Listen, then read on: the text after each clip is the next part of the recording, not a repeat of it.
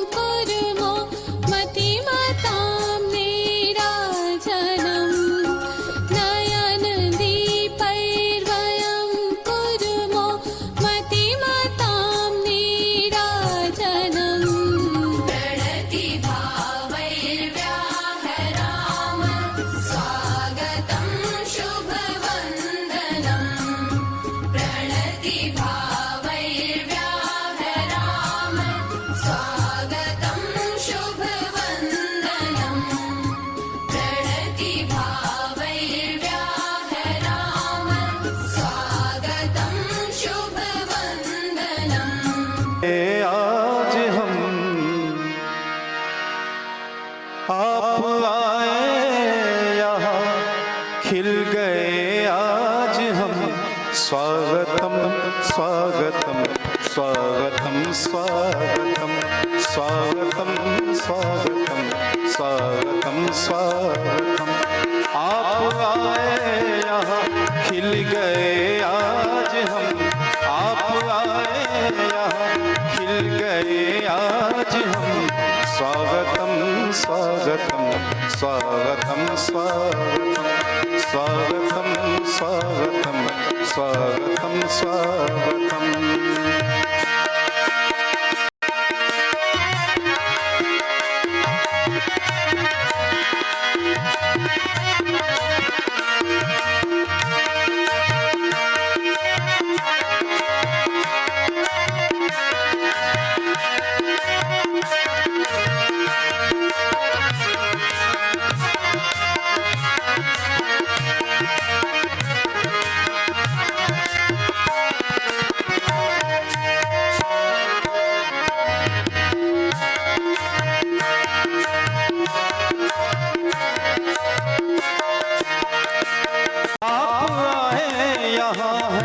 खुशी छा गई, आप आए यहाँ है खुशी छा गई। दूर तम हो गया रोशनी आ गई। यूं के जैसे हुआ है खुदा का करम। स्वागतम स्वागतम स्वागतम स्वागतम स्वागतम स्वागतम स्वागतम स्वागतम। आप आए यहाँ खिल गए आज हम। आप आए यहाँ खिल गए आज हम। स्वागतम स्वागतम स्वागतम स्वागतम स्वागतम स्वागतम स्वागतम स्वागतम।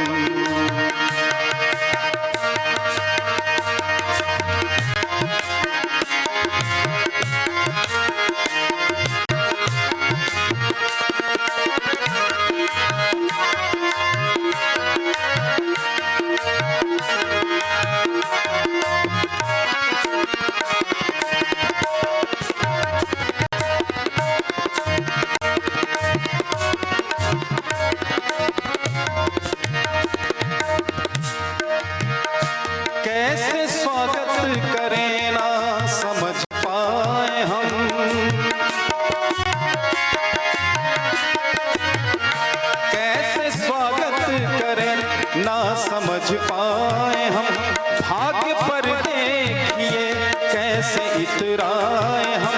मन का पंछी उड़े और चूमे कदम।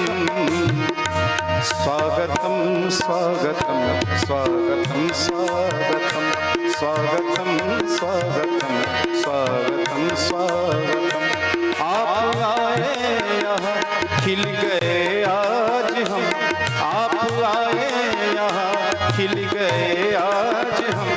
स्वागतम स्वागतम स्वागतम स्वागतम स्वागतम स्वागतम स्वागतम स्वागतम।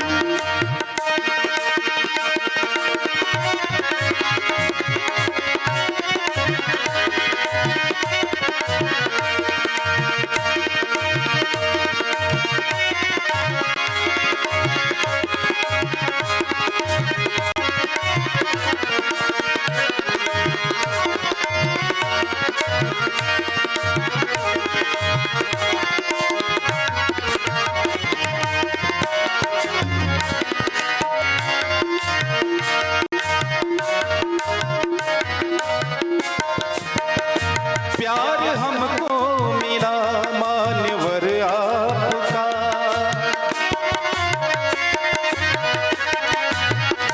प्यार हमको मिला मान्यवर आपका। हर गली खिल गई ये असर आपका। हम सभी के लिए आ गए हैं स्वयं। स्वागतम स्वागतम स्वागतम स्वागतम स्वागतम स्वागतम स्वागतम स्वागतम।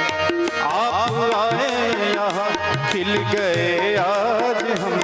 आप आए यहाँ खिल गए आज हम। स्वागतम स्वागतम स्वागतम स्वागतम स्वागतम।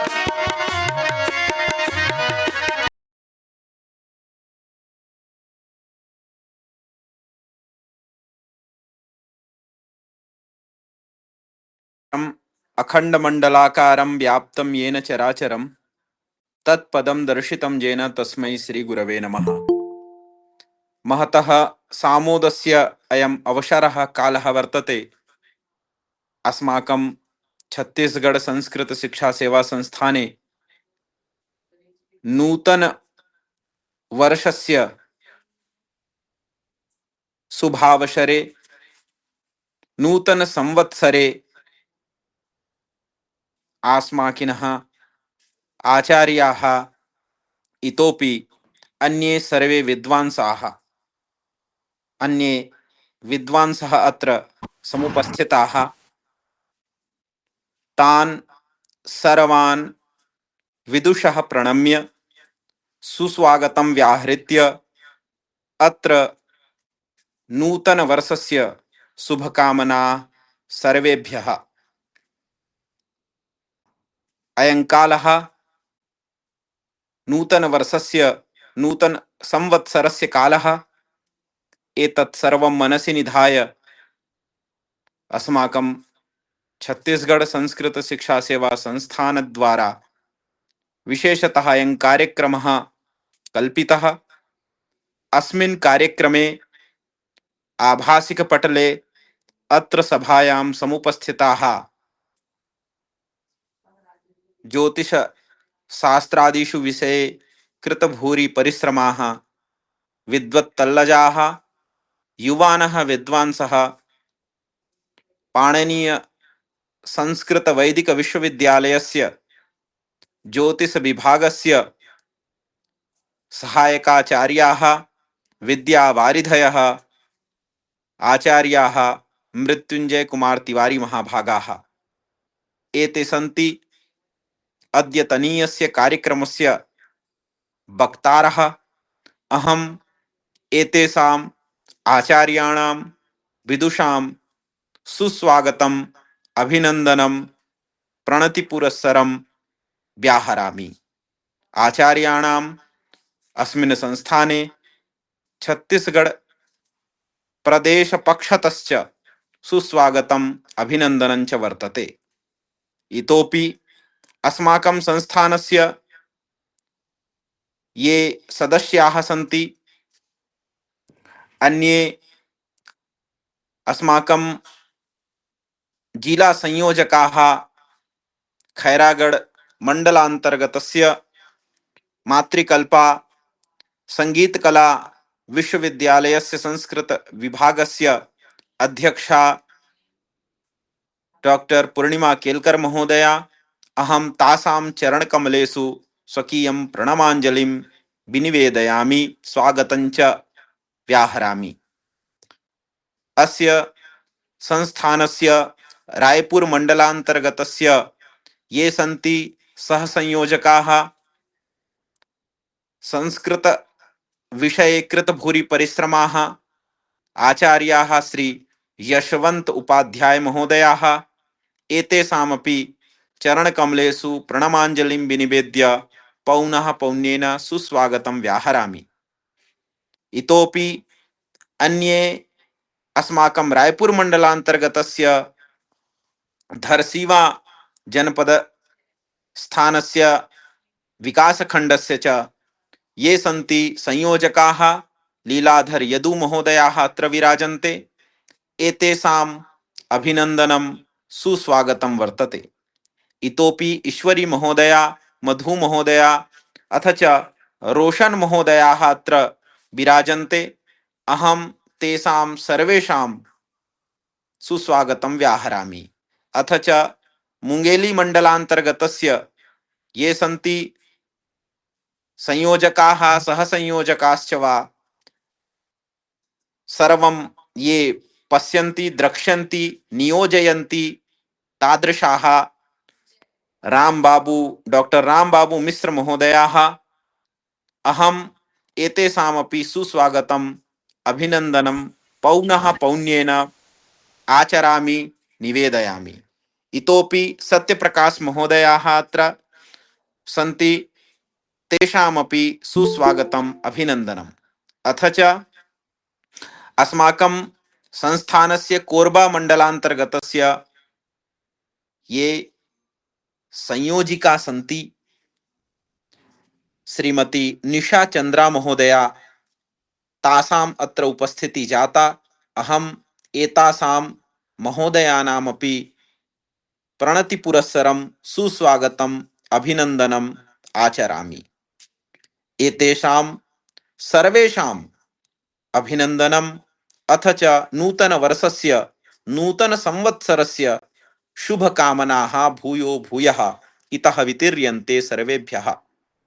अथ च ये ऑनलाइन माध्यमेन यूट्यूब फेसबुक माध्यमेन ये संयुक्ताः यत्र तत्र कुत्रचिदपि पश्यन्ति, शृण्वन्ति, तेषां सर्वेषां कृते एकतन्त्रेण शुभकामनां वितीर्य अत्र साक्षात् अहम् अधुना ये मुख्यवक्तारः सन्ति, येषां व्याख्यानेन वयं कृतकृत्याः भविष्यामः, तादृशाः आचार्याः तिवारी महोदयाः, डॉक्टर मृत्युंजय कुमार तिवारी महोदयाः अत्र विराजन्ते।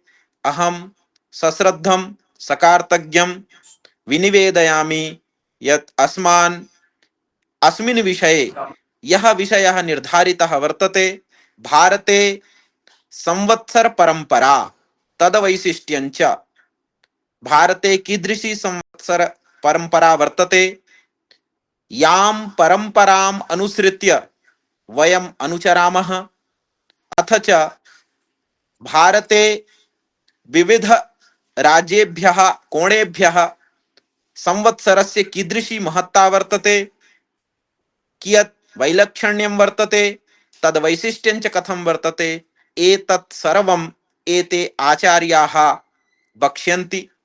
अहम् अविलम्बेन साक्षात् पुनः प्रणतिपुरस्सरं स्वकीयं प्रणमाञ्जलिं विनिवेद्य प्रार्थयामि यत् अधुना अस्मान् सर्वान् अथ च छत्तीसगढ़ प्रदेशस्थ ये जनाः सन्ति, तान् सर्वान् अधुना संबोधयन्तु इति आचार्याः तिवारी महोदयाः।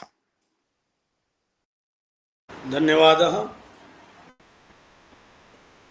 अचिन्त्याव्यक्तरूपाय निर्गुणाय गुणात्मने समस्त जगदाधार मूर्तये ब्रह्मणे नमः। छत्तीसगढ़ संस्कृत शिक्षा सेवा संस्थानेन समायोजिते अस्मिन् कार्यक्रमे विषयं निर्धारितं भारते संवत्सर परंपरा तद्वैशिष्ट्यञ्च। वस्तुतः मुख्य वक्तारः रूपेण कदाचित् नवीन तिवारी महाभागाः समागताः। नवीन जी अस्ति वा न? अस्मि। नवीन जी महाभागाः सन्ति मुख्यवक्तारूपेण। स्वास्थ्यं अनुकूलता नास्ति महाभागानां तेषाम् अहं प्रथमं तु नवीन जी महाभागा स्वकीयं व्याख्यानम् आशीर्वादं ददन्ति। पश्चात् कार्यक्रमम् अहमपि व्याख्यानं प्रदास्यामि। प्रथमं तु नवीन महाभागान् आहूयन्ते। आम्, अधुना अत्र ये मुख्यवक्तारः विराजन्ते परम श्रद्धेयाः केन्द्रीय संस्कृत विश्वविद्यालयस्य ज्योतिषविभागस्य ये सहायकाचार्याः, ज्योतिर्वेदाः, ज्योतिषादि विषयेषु कृतभूरि परिश्रमाः युवानः आचार्याः विद्वांसः डॉक्टर नवीन तिवारी महोदयाः अहं सश्रद्धं प्रणमाञ्जलिं विनिवेद्य प्रार्थयामि अधुना संबोधयन्तु इति आचार्याः। मंचे समुपस्थिताः मृत्युंजय तिवारी महोदयाः, मनीष शर्मा महोदयाः, अन्ये च मम विषयः संवत्सरस्य परंपरा वैशिष्ट्यञ्च इति विषयम् अवलम्ब्य किञ्चित् वक्तुकामये।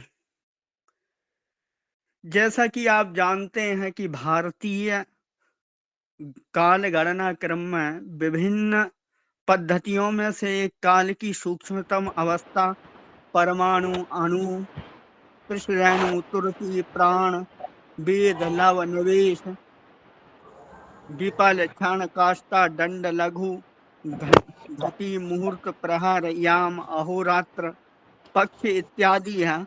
उसी में संवत्सर भी एक उसी का खंड है। जबकि काल तो अनादि है, अनंत है। लोकानामंत कृत्काला कालोन्यो कलनात्मकः सद्विधा स्थूल सूक्ष्मत्वान् मूर्तश्च मूर्तो उच्यते। वही जो अनंत काल है, जो परमेश्वर है, जिसको भाष्यकार उसमें सिद्धांत शिरोमणि में भगवान भास्कर कहते हैं कि जो काल है वही महाकाल है, वही भगवान महाकाल है। तो उसी क्रम में जब संवत्सर की बात आती है तो पंचांग की बात आती है। व्रतोत्सव एवं अन्य धार्मिक कृत्यों के ज्ञान के लिए हमें एक पंजिका की आवश्यकता होती है। इसे सामान्यतः पंचांग भी कहा जाता है। इसके 5 अंग हैं: तिथि, वार, नक्षत्र, योग, करणमेव च। तो इस पंचांग में जो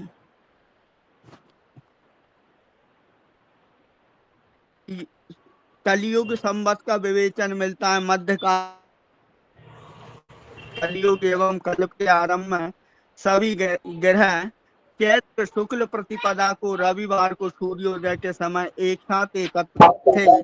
तो वहाँ भास्कराचार्य लिखते हैं कि लंका नगर्याम उदया भानु तस्यैव वारो प्रथमं बभूव मघो सितादे दिनमास वर्ष युगादिकानां युगपत् प्रवृत्ति।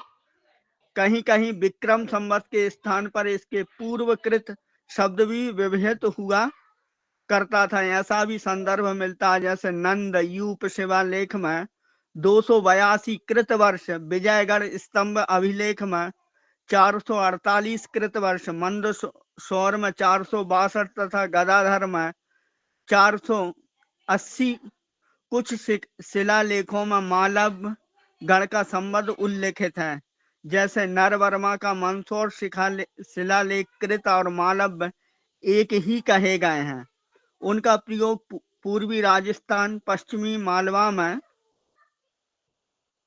हुआ करता था। कृत के शिलालेख तो मिलते हैं, लेकिन मालव संवत के शिलालेख नहीं मिलते हैं। यह संभावना व्यक्त की जाती है कि पुरातन नाम के कृत मालवों के आत्मसात कर लिया हो। यहाँ कृत का अर्थ कृत युग ना होकर सिद्धांत का सांकेतिक कहा गया है। 8वीं या 9वीं सदी में विक्रम संवत का नाम मिलता है। चालुक्य विक्रमादित्य षष्ठ के बेड रावे शिलालेख से यह पता चलता है कि राजा ने शक संवत के स्थान पर चालुक्य विक्रम संवत चलाया, जिसका प्रथम वर्ष 1076 से 1077 ईस्वी लगभग 500 वर्ष तक का शक संवत ही है। ज्योतिषी गणना का आधार बना रहा। बराय मिहिर ने इसे शक काल तथा शकलेंद्र काल विद्वानों का कहना है। जब विक्रमादित्य के द्वारा शक राजा मारा गया तब यह संवत चला। इसके वर्ष चंद्र सौर गणना के लिए चैत्र से एवं सौर गणना के लिए मेष से आरंभ हुए। एक और शिलालेख का उल्लेख मिलता है जो चालुक्य बलमेश्वर का ही है, जिसकी तिथि है 465 तक संवत 543 ईस्वी। अब कुछ इसके अतिरिक्त विभिन्न संवत अर्थात भारतीय और विदेशियों वर्ष के नाम से आते हैं। भारतीय संवत में सतयुग में ब्रह्म संवत, त्रेता में वामन संवत, परशुराम संवत, सहस्त्रार्जुन वध से श्री राम संवत, रावण विजय से द्वापर में युधिष्ठिर संवत, श्री कृष्ण संवत, कली में विक्रम संवत, विजय, कल्कि संवत, बौद्ध संवत, शालिवाहन, महावीर संवत, हर्षाब्द, फसली बंगला आदि प्रचलित हुए।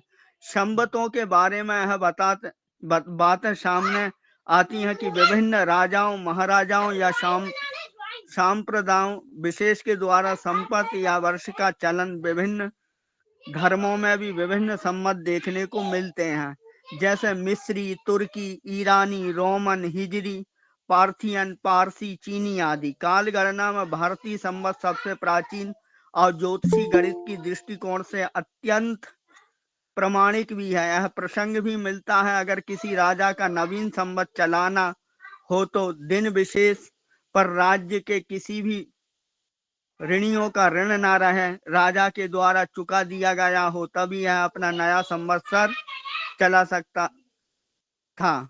विक्रम संवत, यह संवत उज्जैनी के सम्राट विक्रमादित्य के नाम से चलाया गया।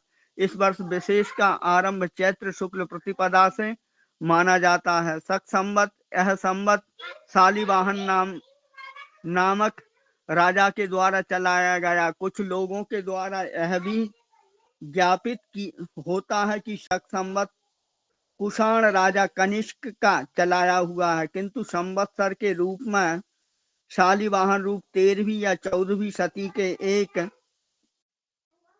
शिलालेख में आया है। एक अनुमान के तौर पर यह भी कहा जाता है कि सातवाहन नामक हर्षचरित की गदा सप्तशती के प्रणेता के रूप में वर्णित ही यह शालवाहन बना और यही नाम पुनः शालिवाहन के रूप में सामने आया। इसका आरंभ 78 ईस्वी से शुरू हुआ। ईसाई गणना, इसका मूल रोमन संवत है। यह गणना सूर्य पर आधारित है और एक वर्ष 12 महीने में के वर्ष चक्र चलता है। इसके 1/4 दिन को समायोजित करने के लिए 365 दिन का साल को स्थापित करने के लिए ही हर चौथे वर्ष के फरवरी में एक दिन बढ़ाए जाते हैं, जिसके काल गणना को सही किया जाता है। ध्यातव्य है कि ईसाई सन लगभग ईसा मसीह के जन्मदिन से मनाया जाता है। सप्त ऋषि संवत, यह संवत उत्तर भारत के कुछ ही पंचांगों में लिखा जाता है। विशेष करके जो पंचांग कश्मीर से पब्लिश होते हैं उनमें बनाया जाता है। यह संवत कश्मीर में प्रयुक्त है, जो लौकिक संवत के रूप में भी माना जाता है। बृहद संहिता के अनुसार सप्त ऋषि एक नक्षत्र में 100 वर्षों तक रहते हैं। उसी के अनुसार यह संवत्सर का प्रचलन हुआ। इस तरीके से बहुत से संवत्सर हैं। इनका जो साधन है वो हम कहते हैं, क्योंकि हमारे यहाँ काल को 9 प्रकार से बांटा गया है, उसमें एक गौरव काल भी है। गौरव काल के ही अंतर्गत हम संवत्सर की गणना करते हैं। तो वहाँ सूर्य सिद्धांतकार इसको संवत्सर साधन करने की विधि को लिखते हैं, कहते हैं द्वादशघ्ना गुरुर्याता भगड़ा वर्तमान कई राशि भी सहिता शुद्धा षष्टया शिव विजयादया की कह रहे हैं कि गुरु बृहस्पति के जितने भी भगण बीत गए हैं उनको 12 से गुणा कर दो और वर्तमान राशि से उसको युक्त कर दो, 60 से भाग दे दो, तो जो शेष बचता है वो विजय आदि संवत्सर हो जाते हैं। उसी क्रम में ये नूतन संवत्सर आया है जो हम गौरव वर्ष, जिसको संहिताकार भास्कराचार्य अपने यहाँ लिखते हैं कि बृहस्पतिर मध्यम राशि भोगा संवत्सरम साहितिका वदंती। और इसका हमारे जो कर्मकांड कृत्य हैं जिसमें हम संकल्प आदि में संवत्सर का प्रयोग करते हैं उसके लिए अत्यंत उपयोगी है। इसलिए हम चैत्र प्रतिपदा एक बसंत उत्सव के साथ इस नूतन वर्ष का स्वागत करते हैं और मनाते हैं। इसी के साथ मैं अपनी वाणी को विराम देता हूँ। यह अवसर प्रदान किया इसलिए मैं मनीष जी को और मृत्युंजय जी को बहुत बहुत धन्यवाद देता हूँ। धन्यवादाः आचार्याः। अधुना अस्माकं पुरस्तात् विराजमानाः सन्ति आचार्याः तिवारी महोदयाः। अहम् अनुरुन्धे अस्मान् समुद्बोधयन्तु इति आचार्याः। सर्वेभ्यः नमो नमः। अवंतिकायां विहितावतारं मुक्तिप्रदानाय च सज्जनानाम् अकाल मृत्योः परिरक्षणार्थं वंदे महाकाल महासुरेशम। भगवान भूत भावन महाकाल की नगरी उज्जैनी से मैं छत्तीसगढ़ संस्कृत शिक्षा सेवा संस्थान के द्वारा आयोजित इस कार्यक्रम के सभी सहयोगी एवं इस कार्यक्रम को सुचारू रूप से संचालित करने वाले हमारे मित्रमणि डॉक्टर मनीष शर्मा जी एवं संस्थान के अन्य पदाधिकारीगण, मैं सभी को प्रणाम करता हूं। वक्ता के रूप में, मुख्य वक्ता के रूप में आप सुन रहे थे डॉक्टर नवीन तिवारी जी को, मेरे अग्रज हैं और सिद्धांत ज्योतिष के मर्मज्ञ हैं। चूंकि स्वास्थ्य की थोड़ी उनकी अनुकूलता नहीं रही, फिर भी हमारे प्रार्थना को स्वीकार कर यहाँ पर पधारे, तो ये निश्चित रूप से बड़ा ही हमारे लिए सौभाग्य का विषय है। और आज हम लोग जो कार्यक्रम यहाँ पर आयोजित किए हैं, ये निश्चित रूप से बहुत ही गर्व का विषय है कि समूचे भारतवर्ष में धीरे धीरे जागृति आ रही है। चूंकि अभी तक हम लोग बाल्यकाल से जो सुनते और देखते आ रहे थे, वो संवत्सर की परंपरा को इस प्रकार से प्रचारित और प्रसारित नहीं किया जा रहा था। छत्तीसगढ़ संस्कृत शिक्षा सेवा संस्थान के बैनर तले यह कार्यक्रम आयोजित किया गया है। सर्वप्रथम तो आप सभी को नव संवत्सर नूतन वर्ष का अभिनंदन। और इस वर्ष का नाम सिद्धार्थी नाम का संवत्सर है, जो इसकी मैं आप सभी को बधाई देता हूं। मनीष जी, स्क्रीन शेयर हो पा रहा है? दिख रहा हूं मैं? जी जी, अवश्य दिख रहे हैं। तो सबसे पहले मैं आप सभी को नूतन वर्ष की बधाइयां देता हूं, ढेर सारी शुभकामनाएं देता हूं। अभी नवीन जी ने बहुत सारी बातें नव संवत्सर के विषय में आप लोगों को बतलाई, उसके सिद्धांत के विषयों को लेकर उन्होंने अपनी बात रखी। वस्तुतः यह जो नया वर्ष है, नूतन वर्ष है, यही वैज्ञानिक है। वैसे तो समूचे विश्व की हम बात करेंगे तो समूचे विश्व में अलग अलग जगह पर अलग अलग अपने प्रकार से समय का गणना किया जाता है, काल की गणना की जाती है। मैं जिस भूमि से उपस्थित हुआ हूं, यह महाकाल की भूमि है। महान असौ कालः, महाकाल शब्द है। काल शब्द ही समय के लिए है, गणना के लिए है। जो विश्वत रेखा इस महाकाल के ऊपर से गुजरती है और खगोल विद्या के जो मूल पुरोधा है हमारे पूर्वज, हमारे आचार्य वराह मिहिर जी इसी भूभाग से समूचे विश्व को खगोल विद्या का ज्ञान दिए और खगोल विद्या को लेकर के उन्होंने एक नया दृष्टिकोण समूचे विश्व को दिया। आज जिन विषयों को हम बात कर रहे हैं नव संवत्सर की, और भारत में जो नव संवत्सर की परंपरा है वह क्या है, तो उस पे जब हम थोड़ा सा दृष्टिकोण अपना रखते हैं तो हम पाते हैं कि भारत के हिस्सों में विक्रमादित्य के संवत की बात तो है, लेकिन वस्तुतः विक्रमादित्य के संवत्सर को यदि किसी ने आत्मसात किया है तो वह देश नेपाल है। नेपाल इस बात के लिए बधाई का भी पात्र है, क्योंकि आधिकारिक रूप से भारत में हम लोग विक्रम संवत का प्रयोग, जैसा कि आचार्य जी ने भी बतलाया कि हमारे यहाँ कोई मुंडन हो, कोई विवाह हो, उपनयन हो, कोई भी गृह प्रवेश हो, शुभ कार्य हो, संध्या वंदन जो हम करते हैं तो हम संवत का नाम उच्चारण करते हैं, लेकिन प्रशासनिक और राजपत्रित कार्यों में आधिकारिक रूप से विक्रम संवत का प्रयोग अभी तक नहीं किया जा रहा है।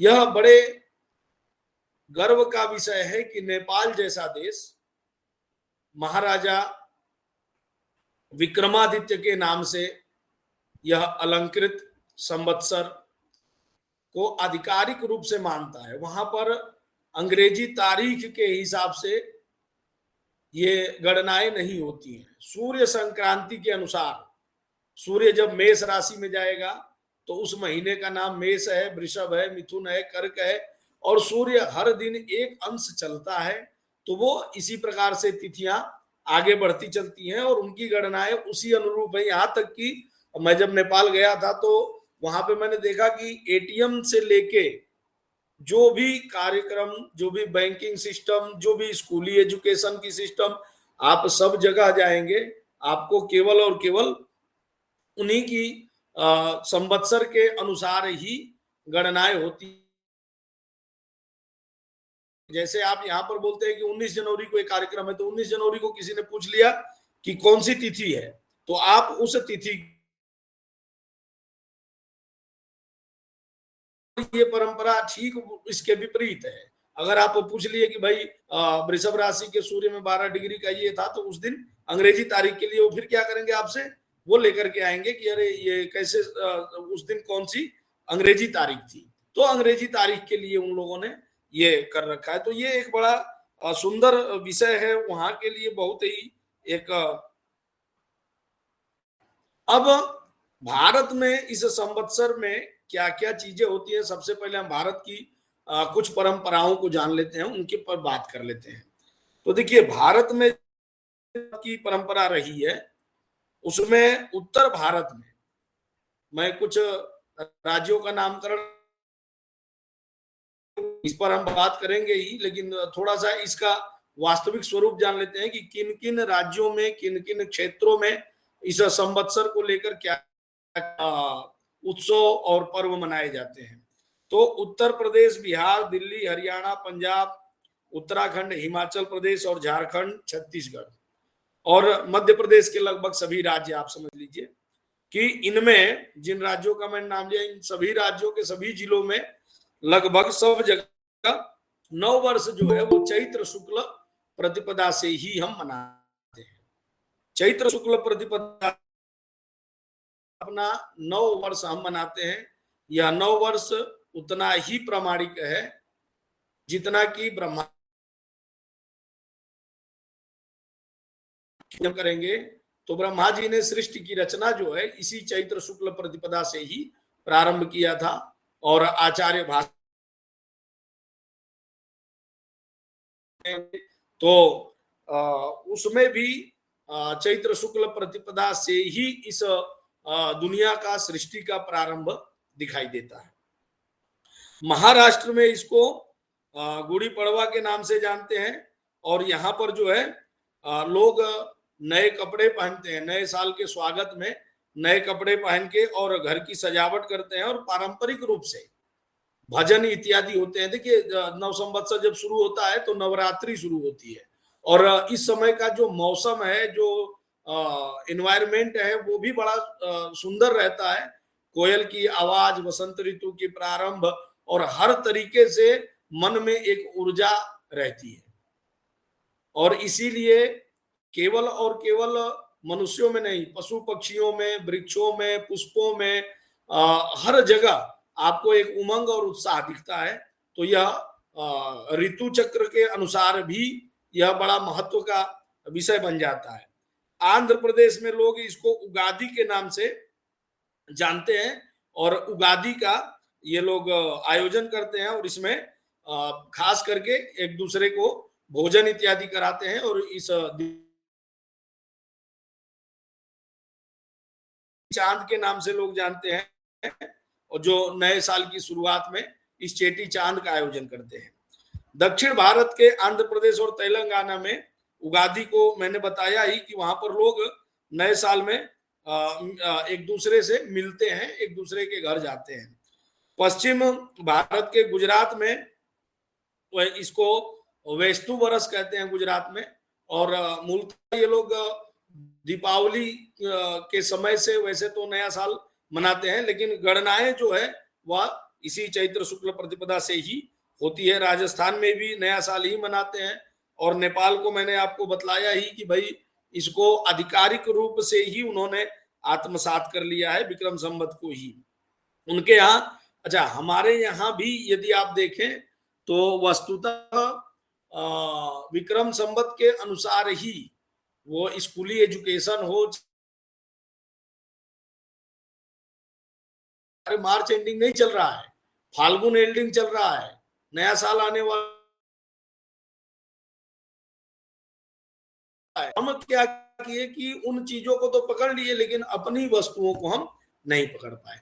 तो उसको लेकर के थोड़ी सी लोगों को इसमें अब जागरूकता आ रही है, और लोग अपनी परंपराओं को भी समझने में लगे हुए हैं। तो इस तरह से हम इसमें, और जो अखाड़ा परिषद और साधु समाज है, इसमें रामानंदी वैष्णव है, चाहे नागा साधु है, चाहे शैव मठ है, जो भी है, ये लोग सब तरफ से नए साल पर विभिन्न तरह के आयोजन करते हैं।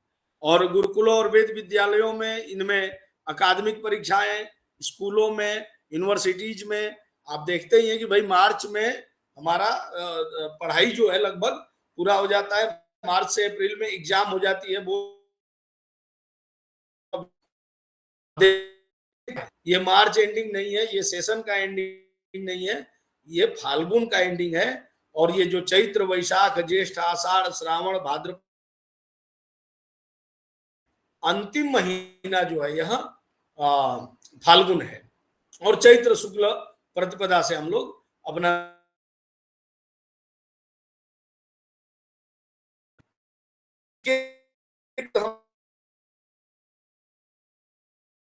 होती हैं, तो उसमें भी ये सरकारी बजट में भी इसी का काम लगता है। आधिकारिक रूप से वित्तीय वर्ष और अवकाश की जो घोषणा होती है वो कैलेंडर लगभग मार्च में, आप किसी भी संस्थान का कैलेंडर देखेंगे वो जनवरी में ना करके लगभग मार्च में ही सब जगह तय किया जाता है। तो काम तो हम किसी भी तरह से यदि देखें तो विक्रम संवत पर ही करते हैं, लेकिन बात जब होती है तो हम उसकी नहीं कर पाते, हम जनवरी फरवरी को करते हैं। तो यहाँ पर आप देख पाएंगे कि नूतन संवत्सर जो है ये काल चक्र, एक हमने छोटा सा चित्र बनाया हुआ है। इसमें राशियों का जो स्वरूप है, क्योंकि जो आचार्य जी ने अभी बतला दिया कि काल गणनाएं जो भी रही हैं वो इसी नौविध कालमान के अंतर्गत आती है। तो नौविध कालमान के अंतर्गत आप देखिए कि कलयुग, सतयुग, द्वापर और त्रेता, ये अलग अलग जो युग हैं, तो इन युगों के अनुसार इनके समय की अपनी परिसीमा है। सतयुग की उम्र जो है वो 17,28,000 वर्ष है, और त्रेता की 12,96,000 वर्ष है, और द्वापर की 8,64,000, और कलयुग का जो है वो 4,32,000 वर्ष है। तो क्या केवल कलयुग में ही संवत परंपरा रही है क्या? क्योंकि हम लोग तो केवल कलयुग को जानते हैं, ऐसा नहीं है। सिद्धांत ग्रंथों में सभी युगों में संवत्सर रहा है। जब आप कुछ पुराने अपने ग्रंथों को देखेंगे तो इसके पहले महाराजा विक्रमादित्य का जो समय है 2082 में हम लोग प्रवेश कर चुके हैं। तो 2082 में हम विक्रम संवत मना रहे हैं और ये 2025 जो हम चल रहे हैं ये ईसाई संवत है। अब देखिए कि इन दोनों के बीच में 57 साल का डिफरेंस है, अंतर है। तो क्या कि ईसाई को मानने वाले लोग जो थे उन्होंने इसको 2025 को ज्यादा प्रचारित प्रसारित किया और विक्रम को हम लोगों ने किया, जितना हमारे धर्म ग्रंथ और उनके हैं उनको किया। लेकिन जब और भी, मैं इसी की बात नहीं कर रहा हूं, आचार्य जी ने तो बहुत सारी वो चालुक्य वंश से लेके, हुड़ो से लेके, शक से लेके, शालिवाहन से लेके सबकी बात की। तो जितने भी संवत पूरे भारत में ही बात करें तो लगभग 125 के ऊपर संवत और इनकी बात है, केवल भारत में, पूरे विश्व की मैं नहीं कर रहा। लेकिन समूचे विश्व में जब काल गणना की बात हुई और इनकी बात हुई तो इसमें यही पाया गया कि भाई निश्चित रूप से जो प्रामाणिकता विक्रम संवत की है वो किसी और की नहीं है। विक्रम संवत की वैज्ञानिकता सर्वोपरि है। इसलिए है कि उस समय को हम यदि ध्यान से देखते हैं तो उसमें हम दुनिया भर के ऐसे परिवर्तन देखते हैं, वैसे स्वरूप देखते हैं जिसको हम मानने को मजबूर होते हैं। कैसे? अभी आप जब नया साल मनाते हैं कोई भी ईसाई का, मैंने जैसे कहा, तो हम सीधे ये रहता है कि पार्टी क्या होगी, ये युवाओं में और सब जगह, यहाँ तक कि हमारे बुजुर्ग भी जो इन बातों को इतना डिटेल में नहीं समझ पा रहे थे, इतना आत्मचिंतन नहीं कर पा रहे थे कि उन्हें किस तरफ ढकेला जा रहा है, क्योंकि वो भी समाज को देखते हैं, तो वो भी पूछते थे कि पार्टी कब होगी नया साल आते ही। लेकिन आप पूछते हैं कि पंडित जी नया साल कब है, तो भाई नवरात्रि आएगी, तो हम शक्ति की उपासना करेंगे, देवी की उपासना करेंगे, अपने यहाँ कन्याओं का पूजन करेंगे, मातृशक्ति की उपासना करेंगे, उनको भोजन कराएंगे, हम कलश स्थापन करेंगे, मंत्र उच्चारण करवाएंगे, ना कि पार्टी करेंगे। हम अपने घरों में पटाखा फोड़ के प्रदूषण नहीं फैलाएंगे, हम हवन करेंगे, और हवन करने से यज्ञात् भवति पर्जन्यः की बात है, भगवान गीता में ये बात कहते हैं। और दुनिया भर के तमाम धर्म ग्रंथ हैं जो यज्ञ की वैज्ञानिकता को सिद्ध करते हैं कि यज्ञ की वैज्ञानिकता क्या है। भोपाल का गैस कांड, आप गूगल कर लीजिएगा इस बात को। भोपाल का गैस कांड जब हुआ, वहां पर हजारों की संख्या में लोग मरे, लेकिन जो कुशवाहा परिवार था जो नित्य हवन करता था उसको कुछ भी नहीं हुआ। तो मैं केवल ये बताना चाह रहा हूं कि हवन इत्यादि की वैज्ञानिकता को लेकर के ऋषि जो है इसकी कल्पना किए, और नया साल का आगाज जो हुआ वह इसी प्रकार से हुआ कि हम नए साल का स्वागत जो है वो पूजन के साथ, और ये 9 दिन का व्रत, 9 दिन के शक्ति की उपासना केवल और केवल पर्यावरण के लिए नहीं है, आपके आत्मचिंतन, आत्मशुद्धि और शारीरिक और मानसिक दोनों प्रकार से आज मानसिक बीमार लोग समाज में ज्यादा हो रहे हैं। कारण अपने परिवार से कटे जा रहे हैं, अपने लोगों से कटे जा रहे हैं, हर किसी को एकांतवास चाहिए, हर किसी को फ्रीडम चाहिए। फ्रीडम के नाम पर ही दुनिया में एक अलग महामारी फैल रही है। तो इसीलिए जब आप कोई धार्मिक कृत्य करेंगे, आयोजन करेंगे, पूजन करेंगे, आप अपने 2-4 लोगों को बुलाएंगे, अपने आस पड़ोस के लोगों को बुला करके प्रसाद इत्यादि वितरण करेंगे, एक दूसरे से मिलेंगे और एक दूसरे की भावनाओं को समझेंगे, एक दूसरे के सुख दुख को समझेंगे। इनके पीछे का विज्ञान बहुत अधिक है, उस पर बात नहीं करना है, लेकिन यह संवत परंपरा से ही ये बात प्रारंभ हो जाती है, इसलिए थोड़ा सा इस पर दृष्टिकोण डालना भी सही हो जाता है। एक प्रोफेसर पीवी काणे हुए हैं जिन्होंने धर्मशास्त्र का इतिहास ग्रंथ लिखा। उन्होंने तो संवत्सर के और महाराजा विक्रमादित्य के इस संवत को इतना वैज्ञानिक बतलाया, उस पर पूरा उन्होंने बहुत अधिक डिटेल में लिखा हुआ है। तो ये निश्चित रूप से हमारा यह संवत्सर जो है वो पूर्णतः वैज्ञानिक हो जाता है। 60 संवत्सर होते हैं, साधारण भाषा में कहें तो ये संवत्सर, वत्सर शब्द है वर्ष के लिए आता है, और सम माने आप समुपसर्ग है। तो ये सुंदर वर्ष हमारे लिए हो। और इस नए वर्ष में मैंने जो राज्यों की बात की वो तो की, पूरे भारत में और समस्त सनातनी समाज में क्या होना चाहिए और क्या होता था। तो हम पंचांग श्रवण की परंपरा को लेकर के आगे बढ़ते थे। एक साल में एक दिन हम, जब नया साल हुआ चैत्र शुक्ल प्रतिपदा को, हम इकट्ठा होते थे किसी मंदिर में, किसी मठ में, किसी गुरुकुल में, और वहां पर हम अपने लिए इन संवत्सर में क्या क्या ग्रहों के परिवर्तन होंगे, क्या क्या राशियों के परिवर्तन होंगे, किस प्रकार के फल होंगे, और किसके लिए ये शुभ होगा, किसके लिए अशुभ होगा, ये सारी बातें हम अपनी पूरी राशि फल को 12 महीने का जान लेते थे।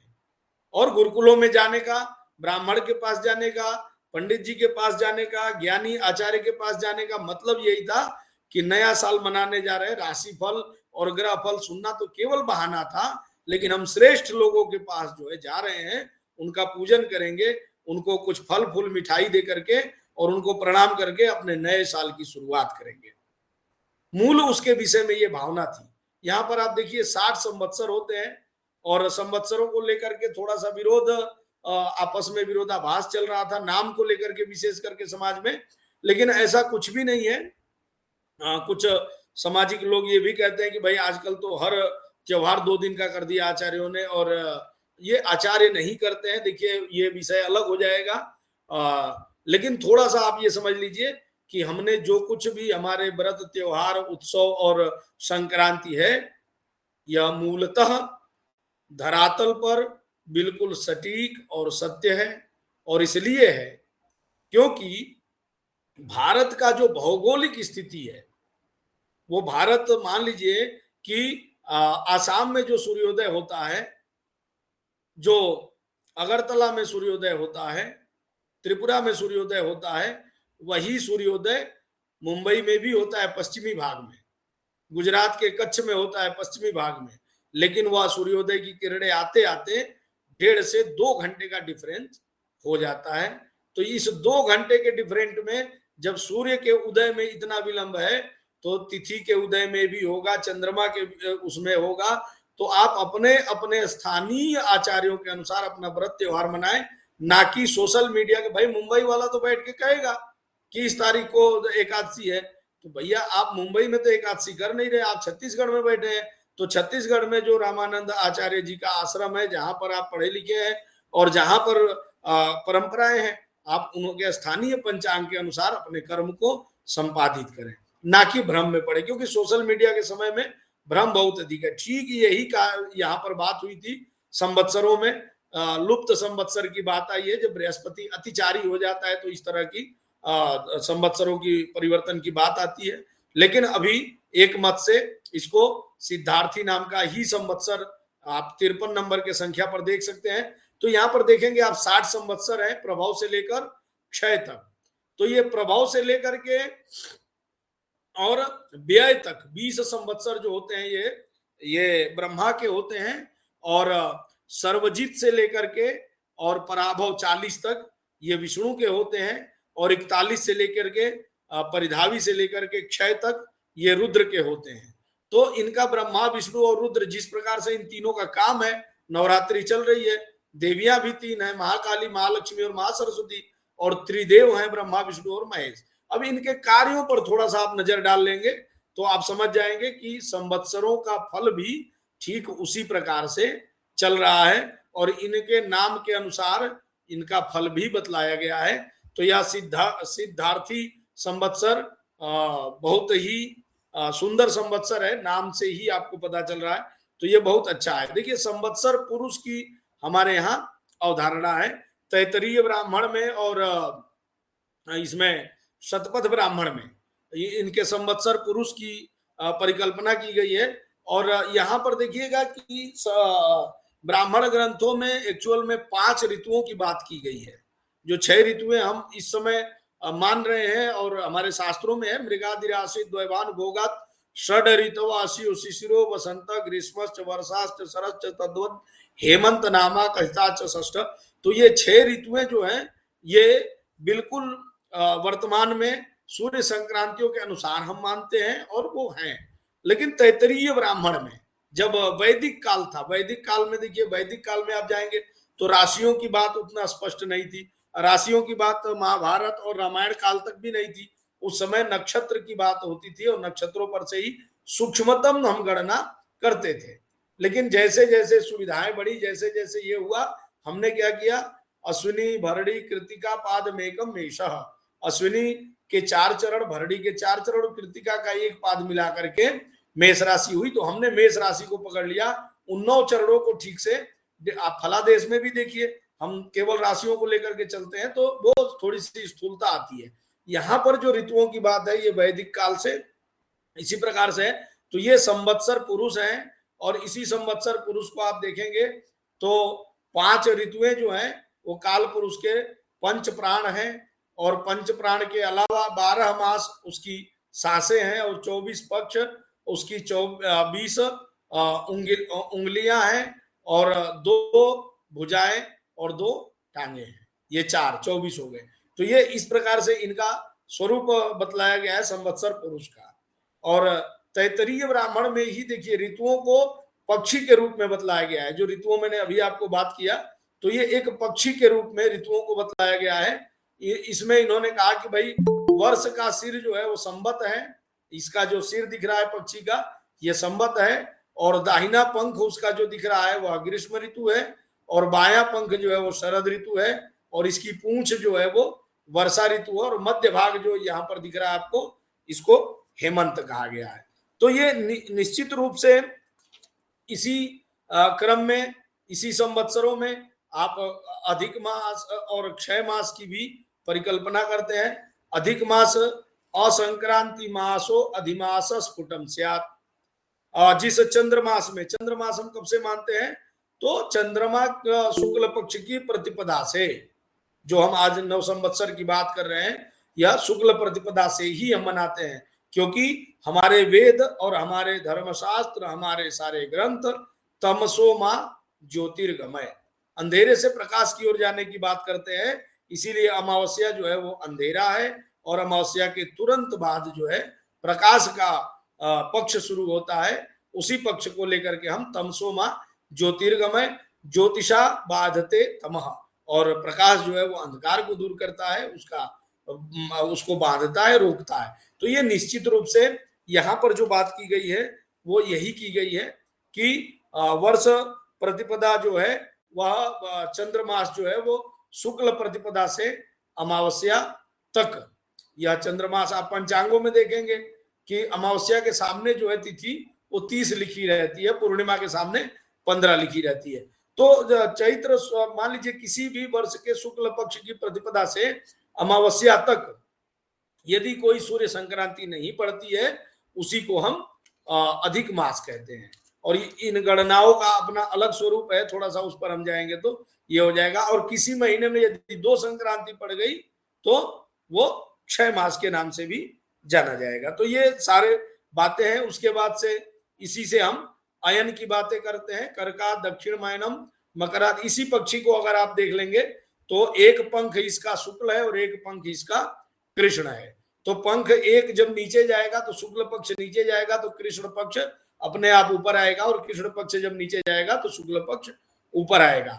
इसी को यदि हम अयन मान लें तो कर्कात दक्षिण मायनम, मकराद उत्तरायणम, कर्क राशि के सूर्य से धनु राशि के सूर्य तक दक्षिणायन होता है, और मकर राशि के सूर्य से मिथुन राशि के सूर्य तक उत्तरायण होता है।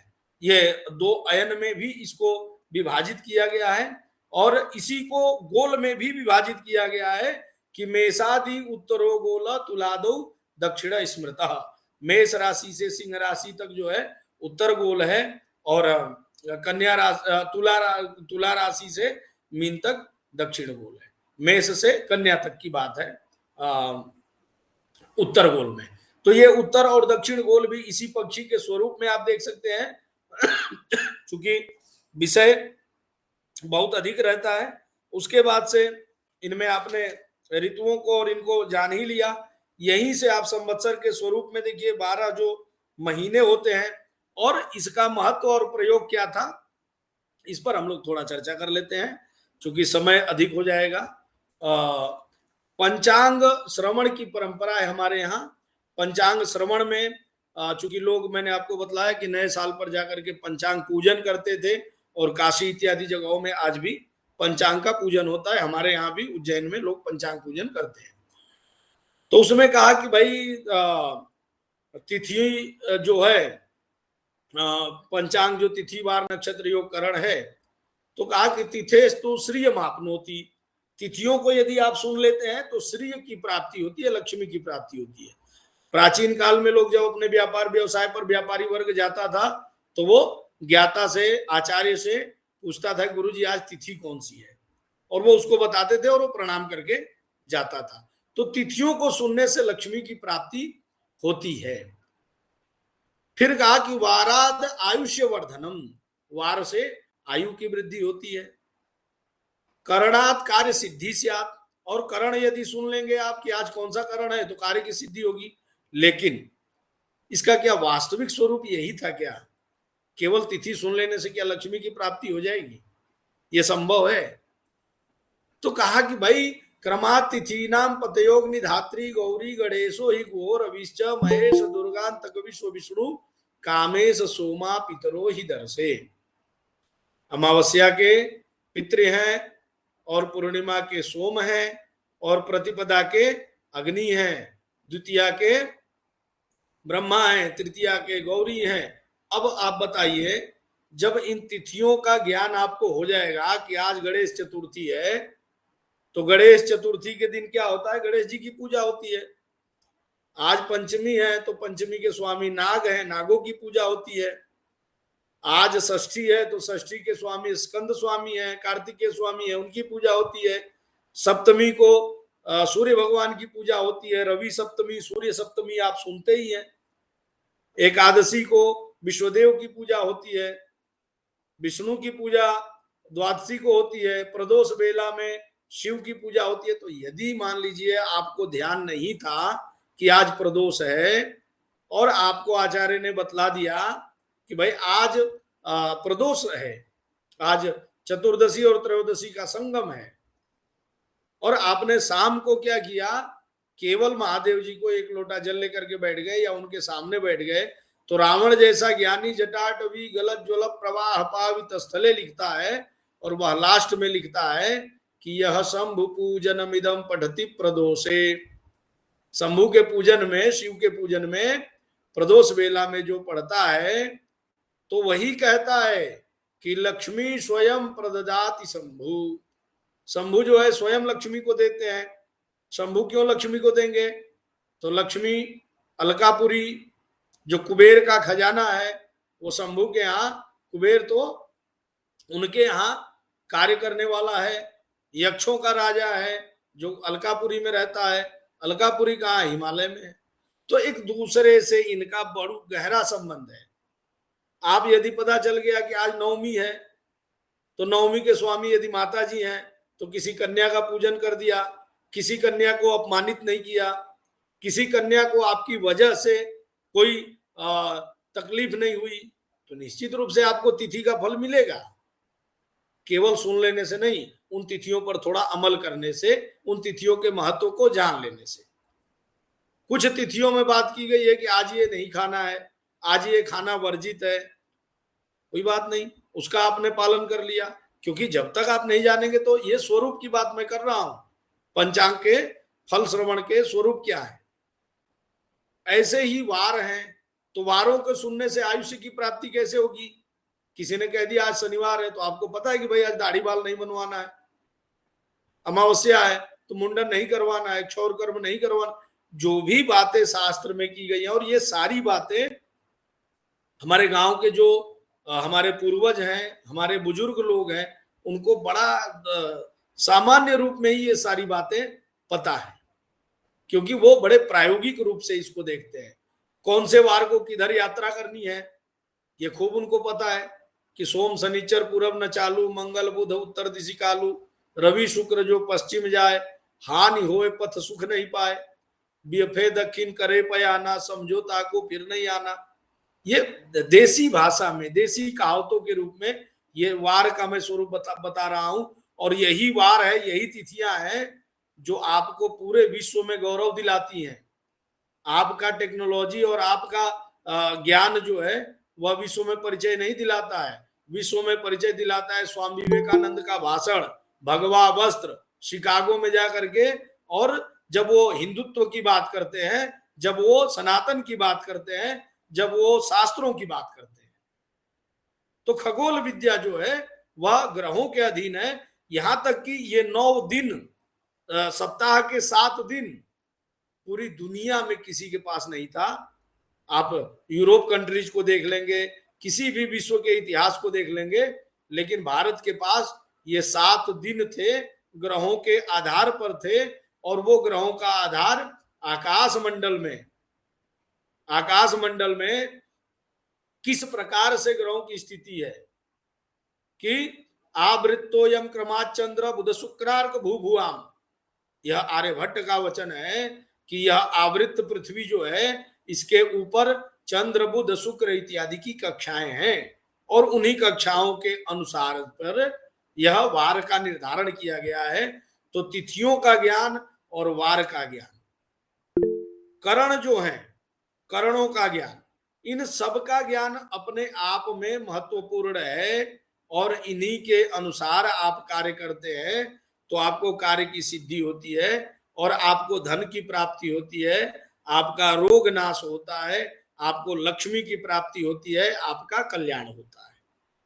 यह सारी बातें जब हम अपने आचार्यों को देखते हैं और उनको सुनते हैं, तभी ये संभव हो पाता है। तो निश्चित रूप से यह जो आज हम लोग एक विमर्श पर उपस्थित हुए हैं, यह विमर्श तभी संभव होगा जब हम भी अपने कर्म के अनुसार, अपने वाणी के अनुसार, मनसा वाचा कर्मणा, इस संवत की परंपरा को जाने, समझें और जितना अधिक हो सके, अगर ठीक है दुनिया के साथ ही चलना है, अगर सोशल मीडिया ही एक माध्यम है लोगों तक अपनी बात पहुंचाने की, तो बिल्कुल उसका उपयोग कीजिए। जितने भी लोग इस कार्यक्रम को देख रहे हैं, मैं हर किसी से निवेदन, ये व्यक्तिगत मेरा निवेदन रहेगा और छत्तीसगढ़ संस्कृत शिक्षा सेवा संस्थान के ओर से निवेदन रहेगा कि एक शॉर्ट वीडियो आप बनाएं।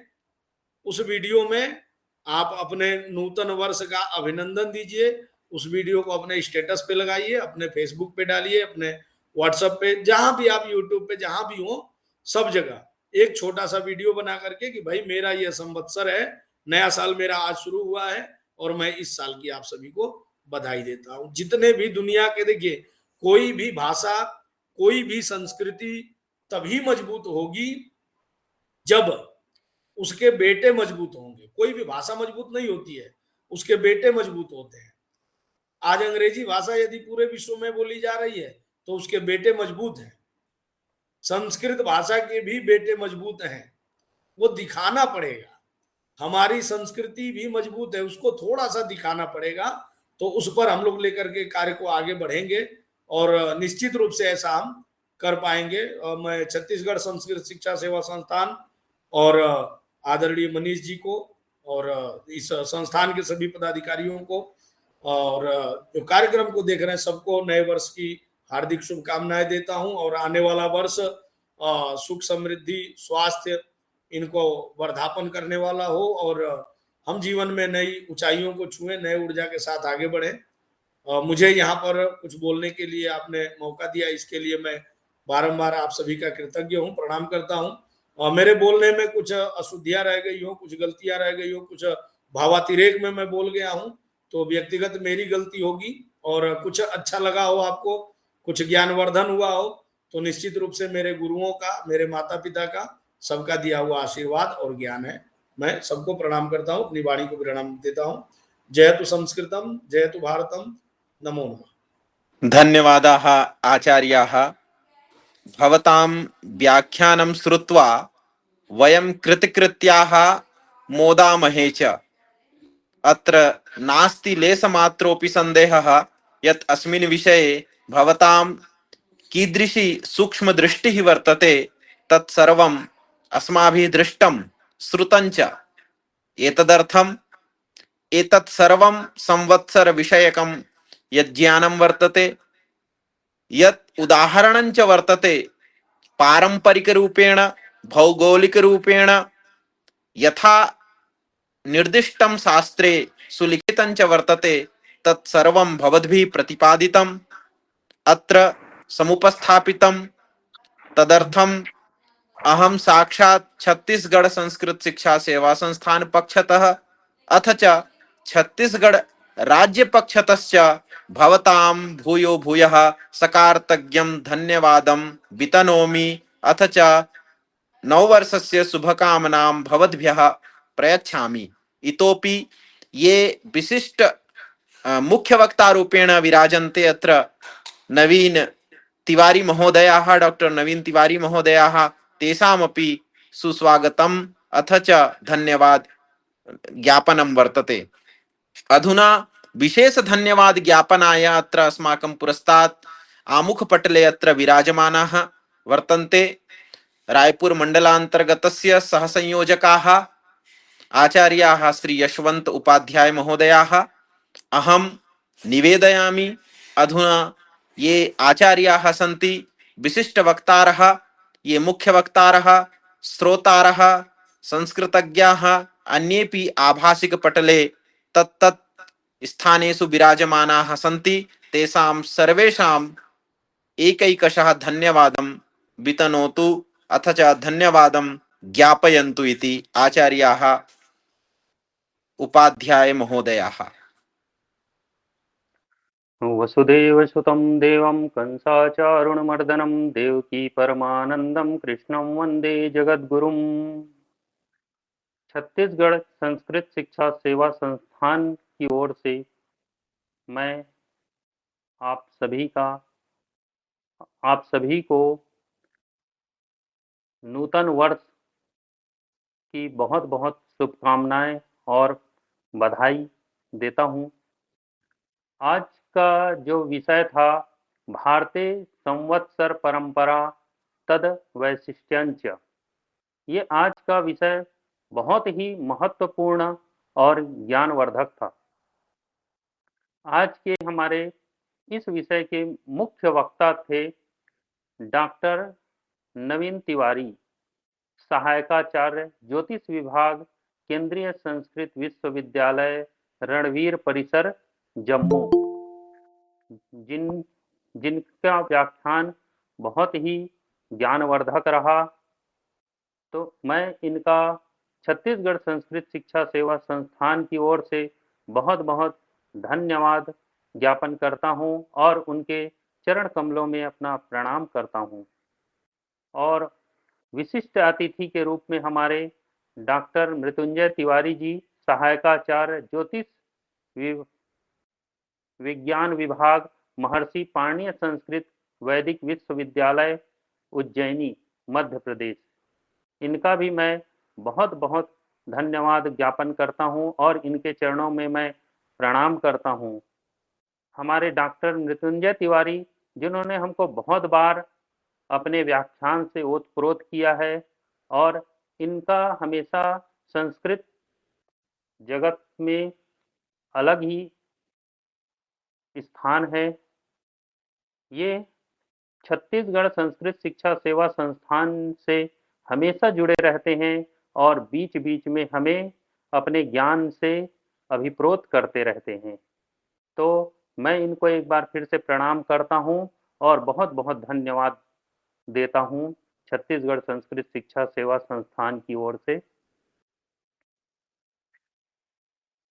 इस धन्यवाद के आगे क्षेत्र में हमारे छत्तीसगढ़ संस्कृत सेवा शिक्षा संस्थान के मातृकल्प डॉक्टर पूर्णिमा महोदया, जो कि खैरागढ़ संगीत विश्वविद्यालय से हैं, उनका भी मैं बहुत बहुत धन्यवाद ज्ञापन करता हूं और उनके चरणों में मैं प्रणाम करता हूं।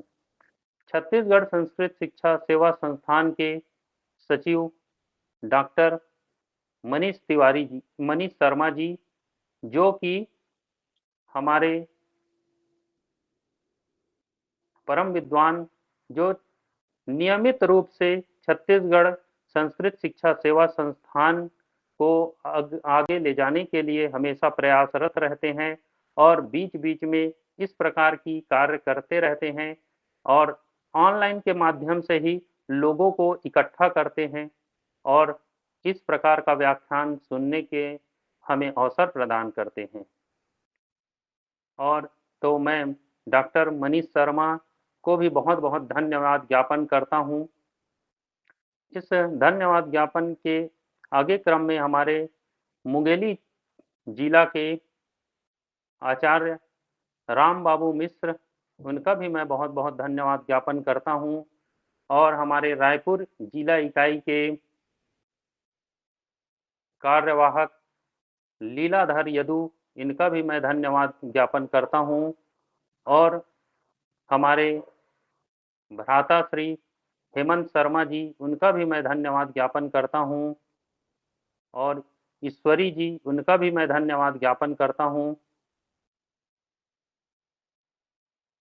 और नवीन जी, इनका भी मैं धन्यवाद ज्ञापन करता हूँ छत्तीसगढ़ संस्कृत शिक्षा सेवा संस्थान की ओर से।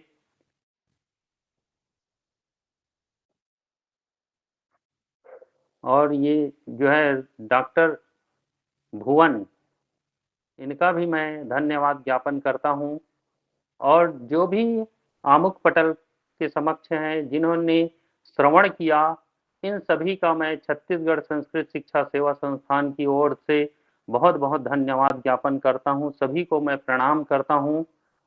आगे इस प्रकार से और भी हमें सुनने का अवसर मिले, इसके लिए मैं फिर से एक बार मनीष शर्मा जी को धन्यवाद ज्ञापन करता हूँ, जिन्होंने इस प्रकार का कार्यक्रम करके हमें ज्ञानवर्धक बातें सुनने का अवसर प्रदान किया। तो इस प्रकार इतना कहकर मैं अपने वाणी को विराम देना चाहता हूँ। सभी विद्वज्जनों को एक बार फिर से मेरा प्रणाम और धन्यवाद। नूतन वर्ष की हार्दिक शुभकामना। धन्यवादाः आचार्याः उपाध्याय महोदयाः। भवतां कृतेपि धन्यवाद कृतवद्भ्यः आचार्येभ्यः तिवारी उपाध्याय महोदयेभ्यः अपि धन्यवादाः अत्र वितीर्यन्ते। अथ च रायपुर मण्डलान्तर्गतस्य ये अस्माकं सदस्याः सन्ति इकाई इत्यस्य श्रीमती निर्मला पाण्डे महोदया अत्र समुपस्थिता। एतासामपि पौनः पौन्येन सुस्वागतम् अभिनन्दनम् अथ च धन्यवाद ज्ञापनञ्च विशेषतः वर्तते, यतोहि विलम्बेन आगता महोदया, तथापि नववर्षस्य पुनः शुभकामना। निश्चित रूप से यह नववर्ष हमारे छत्तीसगढ़ संस्कृत शिक्षा सेवा संस्थान के लक्ष्य को अपनी नई दिशा की ओर आगे बढ़ाएगा। जैसा कि आचार्य जी ने कहा, यह सिद्धार्थ नाम का विशेष एक नववत्सर आरंभ हुआ है। अतः सिद्धिर्भवतु मे कार्यम सिद्धिर्भवतु सर्वदा। तो निश्चित रूप से हमारे लक्ष्य, हमारे उद्देश्य और हमारे कार्य के माध्यम से हम संस्कृत जगत में, संस्कृत की दिशा में जो राज्य में कार्य करने के लिए आगे निरंतर प्रयासरत हैं और हमारी जो टीम लगातार विभिन्न इकाई के माध्यम से, जिलों के माध्यम से लगातार लगी हुई है, वो निश्चित लक्ष्य को प्राप्त करेगी। यही नववत्सर का यह संकल्प है, यही सिद्धार्थ का भाव है, यही सिद्धार्थी का अर्थ है। हम इसी भाव के साथ, इस नए नूतन वर्ष की शुभकामना के साथ एक नए लक्ष्य की ओर आगे बढ़ेंगे और आने वाले नए संवत्सर के पहले तक इस लक्ष्य को आगे ले जाएंगे। यही संकल्पना के साथ हम आगे की कार्य के लिए निरंतर प्रवृत्त होंगे।